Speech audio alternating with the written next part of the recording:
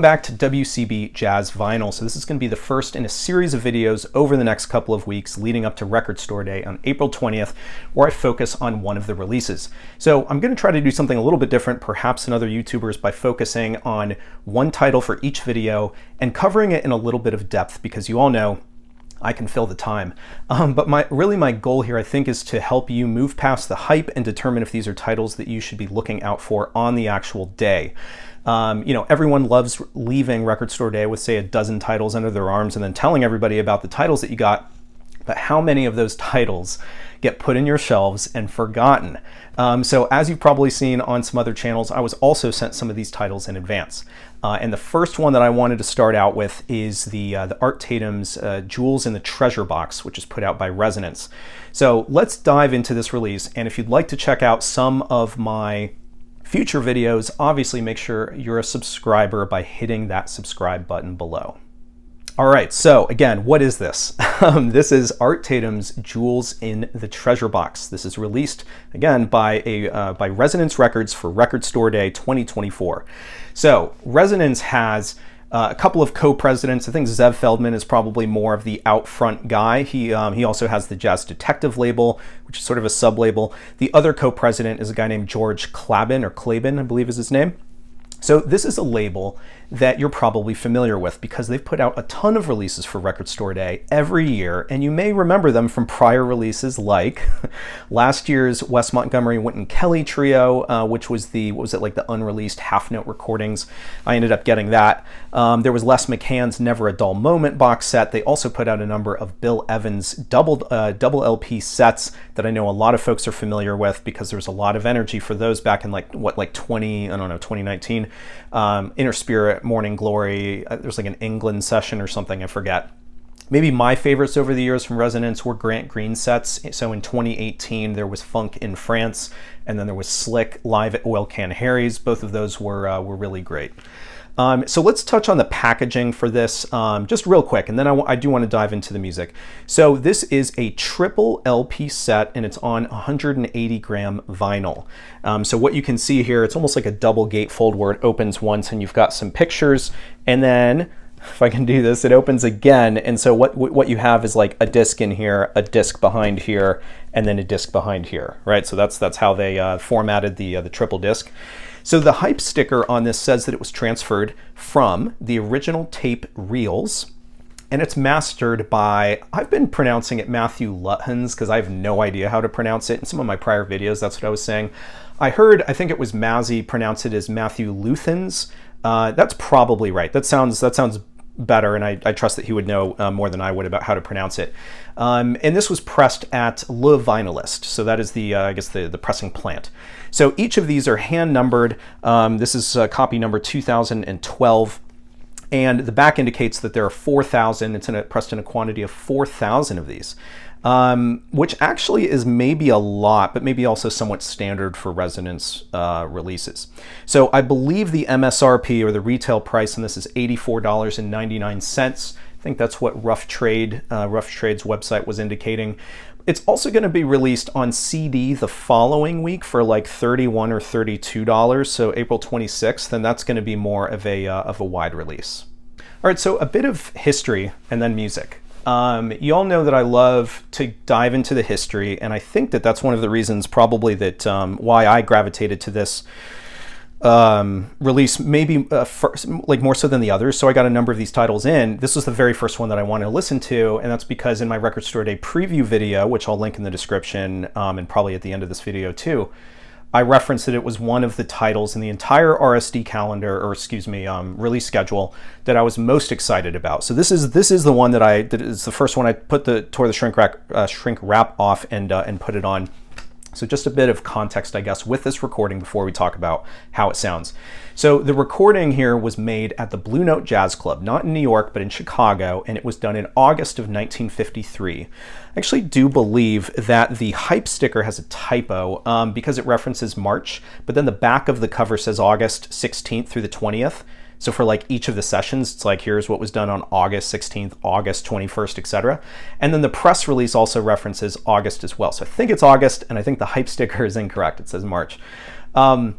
So this was recorded by the owner of the Blue Note Club, a guy named Frank Holtzfind, I think is his name. And his club was known, from what I can tell doing some research, it was known as the first integrated club in downtown Chicago. So quite unusual for 1953. Holtzfind and his club was known for paying well. In fact, I think Duke Ellington got something like $5,000 a week. Now, granted, he would have a larger format, but that just seems like a lot of, and bigger draw probably than Tatum at this point. But that's just, that seems like a pretty decent wage at the time. But obviously, I'm no expert. I'm just trying to think of what I've heard other musicians getting paid for sessions and for live live engagements. So he was known for paying well and operating a friendly establishment to musicians, again, especially in a sort of integrated club environment. Unfortunately, the location of this particular Blue Note club or building closed pretty soon after Tatum played these recordings. These were done in August, and by the winter, this Blue Note location was closed. I believe because of lease issues, but it was reopened elsewhere shortly thereafter. By the way, some of this history I was able to pick up online because I just do a ton of I just go down rabbit holes, right? I look up Blue Note Club Chicago and I read about the history, and then I find something else and I read that. But fortunately for all of us interested in history, and as is typical, right, with Resonance Records, they include this really well done booklet, well done both in terms of the breadth of the interviews that they have here. So it's like Sonny Rollins and like Terry Gibbs and stuff, but also just also in terms of the essays, and they're lengthy. There's like lots of text in this thing, and I really like. I'm the sort of person that even reads while I'm listening to music, just because I think it kind of adds a little bit, not like reading novels, like reading about the music. This is kind of interesting. You got the picture of the tape here on the back of the booklet. But anyway, it's a helpful booklet. So this set includes about 3 hours of music. And by the way, it's never been released before, and there's 39 tracks here. Most importantly about these 39 tracks, there are no repeats. So if you think about a multi-week engagement by a musician at a club, you'd expect them to be playing kind of the same set, or maybe 2 sets that are different each day, but then the next week or the next day having it be, again, those 2 sets. There's not a single track that is repeated in this album. So 39 distinct tracks, not like 5 or 6 different versions of the same thing like we've gotten in some of these other larger box sets. So again, so that means over the course of the 2 weeks stint at the Blue Note, as far as what we have curated here, these are all different tracks, which I think helps get at just how familiar that Art Tatum was with what I'll broadly call the American Songbook. So this is something that if you've read the recent Sonny Rollins biography, which is excellent, or if you just know a lot about Sonny Rollins, you'll know that he is also a fan of, or he's known for being familiar with the American Songbook.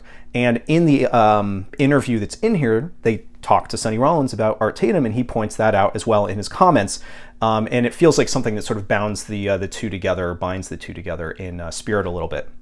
So otherwise, in this enclosed booklet, you do have recollections from, again, so you have Sonny Rollins, but like Monty Alexander, Terry Gibbs, a number of others. And again, you all know I love history, so I really get a lot of energy from it.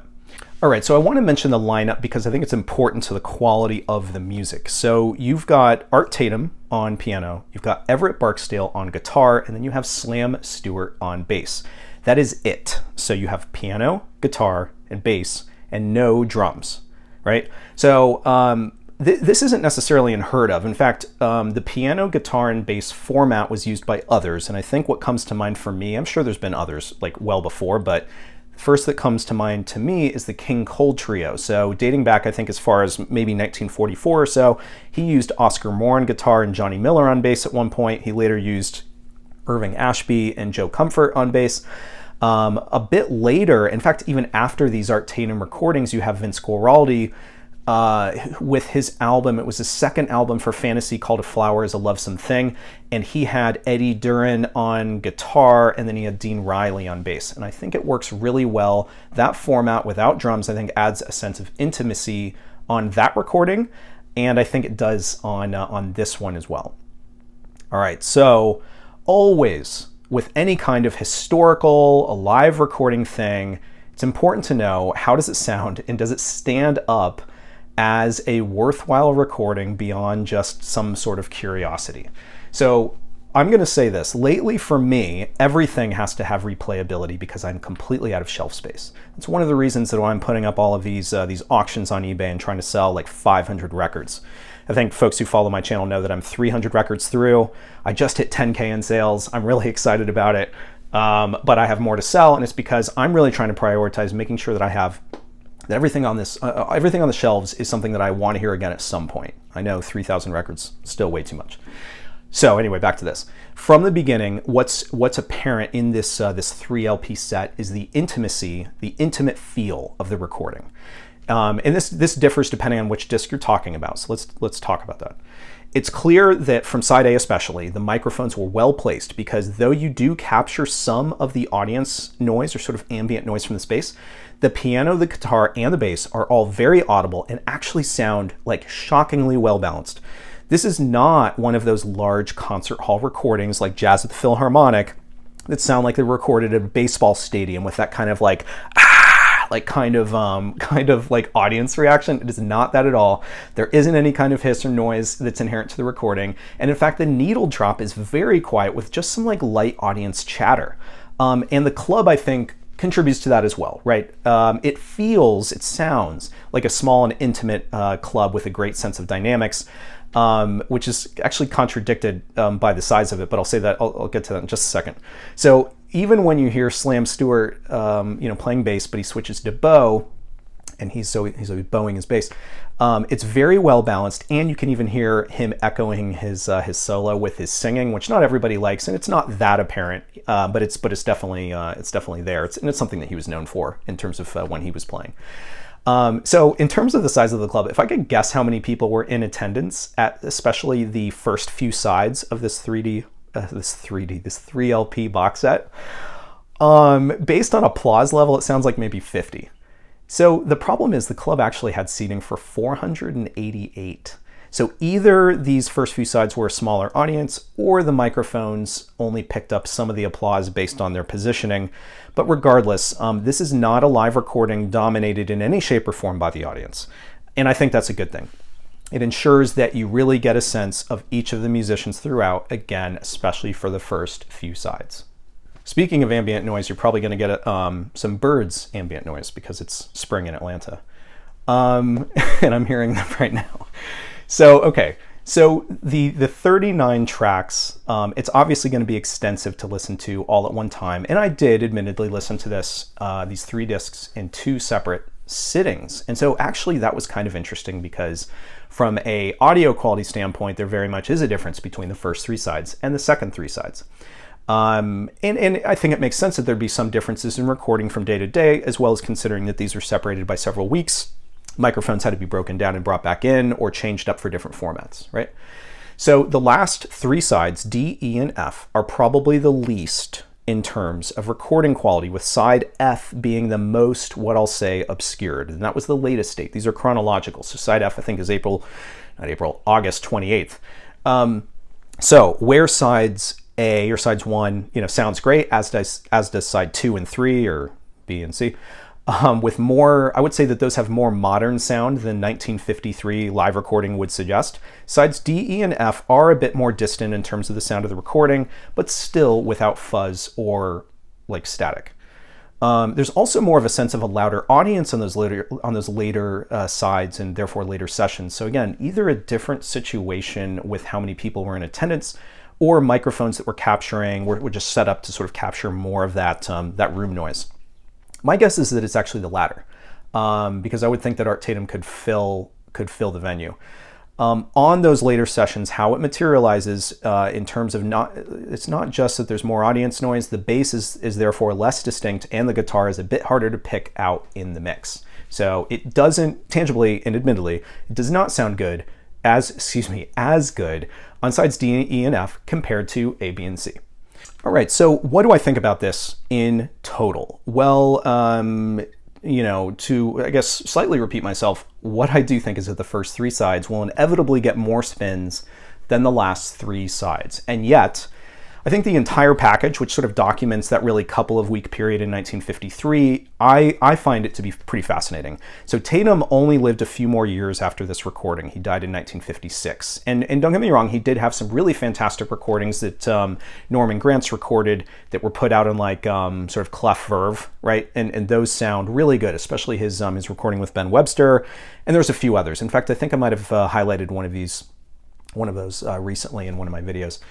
So he only lived it for a few more years. Tatum was famous for having a pretty heavy alcohol problem, and he was quite intoxicated for basically every studio session as well as live session that he performed. And I don't mean to mention that to be gossipy. It's kind of just a part of who he was. I think in his playing on this recording and elsewhere, there's this kind of carefree attitude in his playing that you could say is because of his alcohol issues, except that his playing is just so virtuosic that I think you'd be hard-pressed to say that one is because of the other. And it's clear that every pianist who has ever played this music after him credits Tatum as being not only the greatest piano player that ever lived, but possibly the greatest jazz musician who ever lived. And I think that this album is a great feature of Tatum's talents, and I think it also it gives you a good idea of what that experience would be like hearing him in concert. He does introduce some of the songs, so you do get to hear him as well. Overall, I think I'm really impressed with how these recordings sound.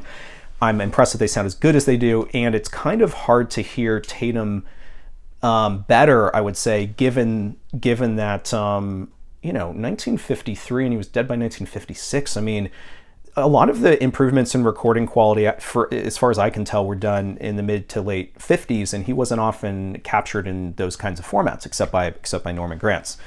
So I think this is some of the best way that you can hear him, especially for 1953, at a time where your only other option would be to hear these like original 10-inch records, which typically were not recorded well and are in rough shape. So this was one of the releases that I mentioned again in my Record Store Day rundown of all the titles, which again I'm about to link to. And this is one of the ones that I was most looking forward to. And overall, I would say it does not disappoint. For me, this is like, I think the best way to put this is like a morning vinyl spin with coffee. It's nothing too loud or in your face, but it's upbeat, it's fun renditions.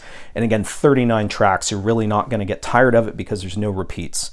So, my overall recommendation is if you come across one of these on Record Store Day and you don't have a problem with the $85 price point, but again, for that $85, you're getting 3 LPs and a ton of content, then my recommendation would be to pick it up. I'm a big fan, and certainly thanks to Resonance for sending me this copy, giving me the opportunity to talk about it with you. So with that, thanks very much for your attention. Look out for some very soon. I'm going to be posting some more videos about some of these other releases, so look out for those as well. And until then, I'll see you next time.